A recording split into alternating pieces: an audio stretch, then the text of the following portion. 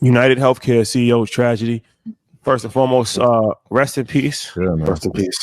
Very tragic situation that happened last week in Manhattan.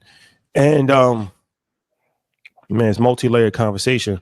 But from a business standpoint, what is the impacts on not just United Healthcare, but I guess the industry as a whole? I think companies overall have to go back to finding ways to do good business that is good for the consumer. When I saw this happen, and there's so many layers to this, but when I read that they have an AI agent that denies 90% of people's plans, it's not good. Of course, it made United Healthcare a ton of money, but ultimately it could be one of the reasons why he lost his life. This reminded me like John Q, for those of you who have seen that movie. But the year 2024 showed a lot, but I think with corruption, with the economy tightening, with there being a lot of uncertainty, the companies that do good are going to benefit incredibly well. And those that are not are going to have a price to pay. So you have to find a way to do right by your audience, customer base, client base, while maximizing profit. And this is why NVIDIA, Apple, Meta, they are hitting record highs because they found enough of a balance to do that. But for healthcare companies that are not doing well, I mean, it's sad, but the other executives have to have their profiles removed and worried about being targeted. But a bunch of these issues in healthcare have been rampant for 40 fucking years. Like in 2024, most of America felt how Black Americans felt almost on every issue at one time. We've been going through this. Endless denials and premiums being too high. So when you have mass discrimination like this, it is going to have some blowback, but God rest his soul, prayers and blessings to his family. To even have that shown on social, I think was disgusting. But companies are going to have to make a change to do a lot better, or this is going to happen a lot more often. Yeah, it definitely, I mean, rest in peace and condolences to his family, his loved ones. It's unfortunate.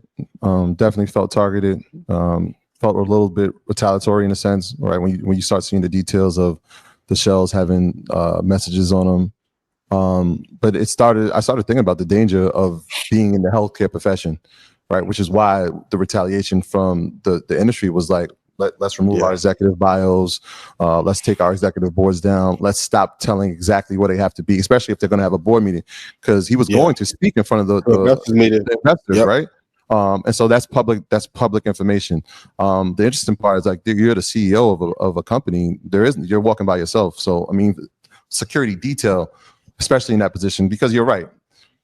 When a company like NVIDIA might have a delay on Blackwell, it's like, all right, that's a tech issue, right? Or Apple has a delay on something that feels different. But you start playing with the healthcare of people, and you start denying premiums, and you start.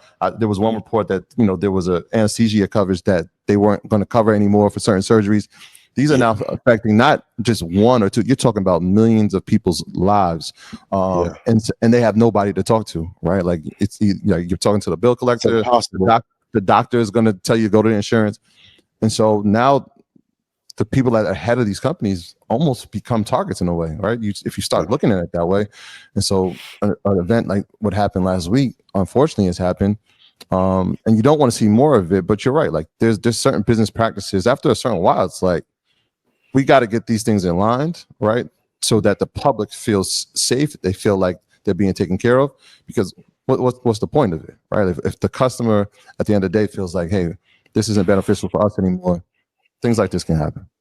Yeah, I mean, I put it in Stock Club, but he had over 10,000 instances of people being denied coverage. 10,000. Like, look how many lives. And even with his murder, why did it take for him being murdered for another company to say, now we're going to cover your anesthesia? What?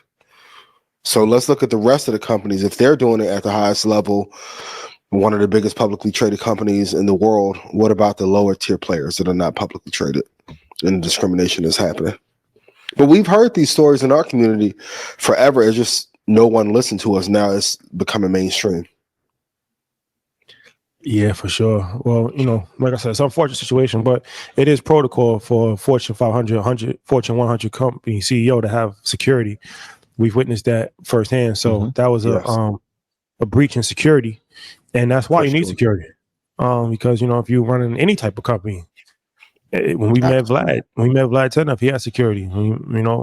So any type of public Public profile, figure. Yep. you're liable to have some issues, or to try to get kidnapped. Anything can happen. So that's definitely a lapse in security. I think that's something that they're gonna have to answer for the company. I'm sure that the family's gonna have questions about why he didn't have security, right? Like walking down the street by himself, like you should probably not. That should have never happened. But And how did they know he would be out there at that time for that? Maybe we'll talk about it on Blackout, but there's a lot of fishy. I'm gonna stop there. Don't worry. God gave me this code for a reason. Condolences. Ooh.